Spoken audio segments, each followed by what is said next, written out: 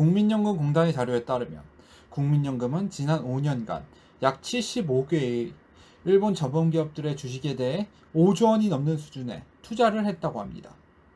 지난해만 약 1조 2,300억 원의 규모의 투자를 했다고 합니다.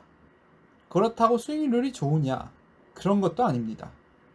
지난해 투자한 75곳의 일본 전범기업들 중 63곳의 기업에서 손실을 기록했다고 합니다. 대표적인 전범기업인 미쓰비시의 계열사들에 대해 수백억 원의 투자를 집행했으나 미쓰비시 중공업에서 0.6%의 손실을, 미쓰비시 전자에서 31.6%의 손실을, 미쓰비시 화학에서 28.3%의 손실을 기록했다고 합니다. 전범기업 투자처들 중 2018년 한 해 동안 30% 이상의 손실을 입은 투자처가 12곳이라고 합니다. 이에 대한 이유가 없지는 않습니다. 첫 번째로 전범 기업들이 일본 주식시장에서 차지하고 있는 비중이 굉장히 크다는 점을 들 수 있습니다. 미쓰비시 계열사들이나 신일철주금은 굉장히 큰 회사들입니다. 한국으로 치면 LG그룹, 또 포스코 정도의 위치를 가진 기업들입니다.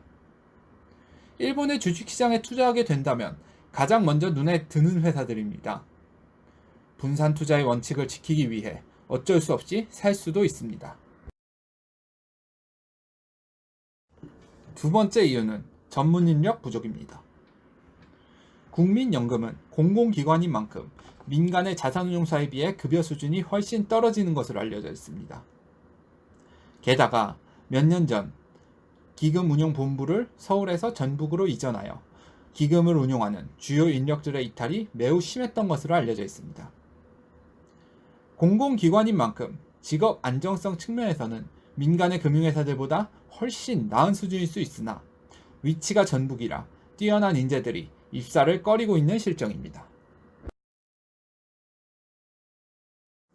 이러한 이유가 있지만 그럼에도 불구하고 국민연금은 좀 더 신경을 썼어야 합니다. 최근 글로벌 기관 투자자들이 채택하고 있는 원칙으로 ESG 원칙이 있습니다.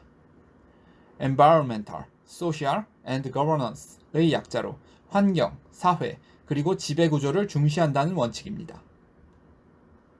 즉 투자 기관으로서 사회적 책임을 강조하는 원칙입니다.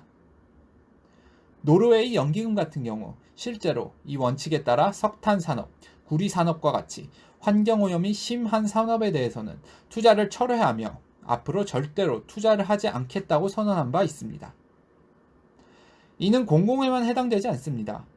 미국의 가장 큰 민간 자산 운용사들인 블랙록, 뱅가드 그룹, 스테이트 스트리트 등은 이미 회사 내에 ESG 투자 부서를 설립한 바 있습니다.